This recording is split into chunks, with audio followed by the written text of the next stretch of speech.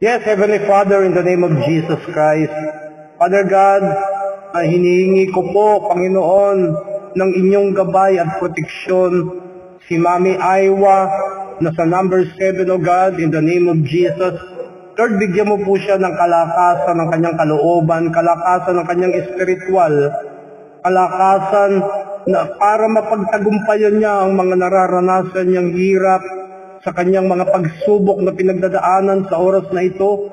Lord, lumabas sa kanyang bibig, Panginoon, na ang topic ngayon, Lord, ay naunawaan niya.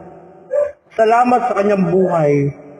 Ama, na hindi siya nagtanim ng galit, hindi siya nagtanim, Panginoon, ng puot sa kapamilya niya, Panginoon, bagkos ipinatawad niya po. Salamat, Panginoon, na meron kang isang anak na nakasunod sa iyong kalooban.